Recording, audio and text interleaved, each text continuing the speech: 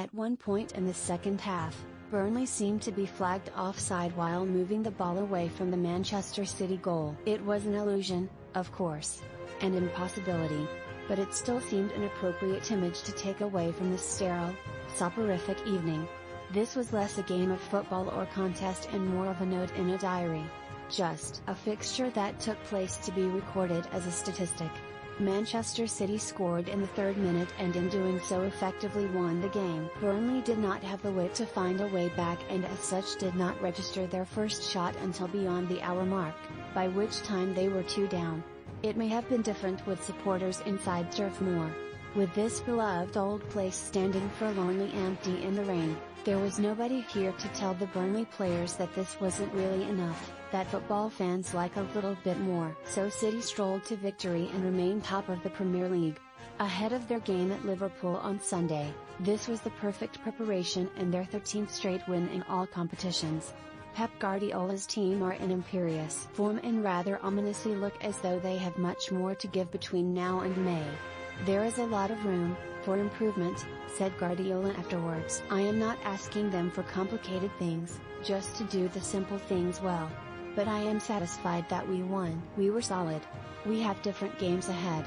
Burnley, 4,4,2, Pope 7, Loden 6, Tarkowski 6.5, Me 6.5, Peters 6, Goodmanson 6, Westwood 6, Benson 81 minutes 6, Cork 5.5, Stephen 70 minutes 6, McNeil 5.5, Fighter 5.5, Rodriguez 5, Mumbongo 76 minutes 5.5. Subs, Peacock, Farrell, Bardsley, Long, Dunn, Driscoll, Glennon, Nardi.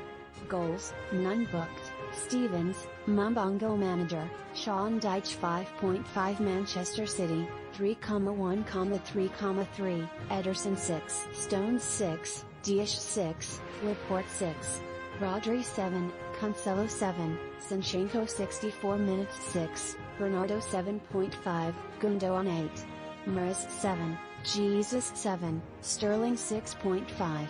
Subs, Stefan, Walker, Torres, Mendy, Fernandinho, Foden, Garcia, Gomez. Goals, Jesus 3, Sterling 34 booked, Ederson manager, Pep Guardiola 7 referee, Martin Atkinson 6 man of the match. Ilkay Gundogan, the likes of Fernandinho and Phil Foden were not required to leave the warmth of the substitute seats here. They can expect to feature at Anfield. Those who did play will have left the field at full time with plenty left in reserve. Guardiola is a fan of Burnley manager Sean Dyche and all that he has done at his club. Here he will have been grateful for a straightforward evening. Burnley will also not be too disappointed. There was no damage to their goal difference ahead of games they will feel they have more chancing of winning, starting with Brighton here on Saturday. If they win that, then this will be forgotten. They are not the first team to take that approach and Dyche has earned the right to navigate through the season his own way. We should not forget Burnley's recent win at Liverpool. Even so, this was all rather tepid and the opening City goal pretty much set the tone. It was just terribly straightforward. Before 3 minutes had even been played, City whipped the ball left to Raheem Sterling and when he slid the ball inside to Bernardo Silva, the shot was well struck but straight at Nick Pope. The Burnley goalkeeper would have been wise to divert the ball wide or over but instead palmed it straight onto the head of Gabriel Jesus. The Brazilian could not miss. City usually win when Jesus scores and that never looked in any doubt here. City were able to play at their own pace as Burnley did not seem keen to press. Instead they largely sat deep and waited. For a while, City were becalmed and didn't create another clear chance until the 28th minute when Jesus saw his shot blocked by Benmi after Sterling found him. They eventually doubled their lead 6 minutes later. This time the threat came down the right and when Ilkay Gundogan crossed low across the 6-yard box, Sterling was waiting to turn the ball in. It was another goal that looked as though it may have been prevented by some more urgent defending. That felt as though it rather settled the outcome. João Cancelo shot straight at Pope 4 minutes before the interval. Before a rash of half chances marked the opening 10 minutes or so of the second half. Gundogan, the game's best player, drove marginally over from 18 yards and then the German sent Sterling away with a super ball only for Pope to save with his left foot.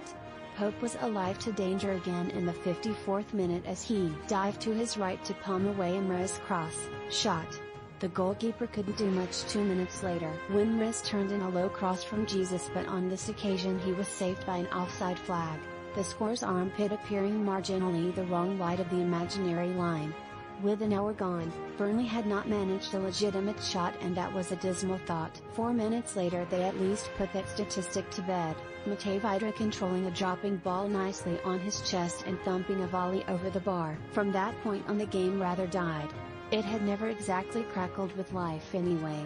The strangest sight was that of City goalkeeper Ederson, unemployed all evening, charging from his goal to clatter into Eric Peters. The Brazilian was booked. The first of the night, the odds would have been rather long on that. Deitch said afterwards, "It is difficult to win these games. I thought we did okay. But you can't start the way we did. It was a poor goal. The second half I thought we did well, but these teams can get away from you if you are not careful." Recap: as Sports Mail's George Bird provided live coverage of the game.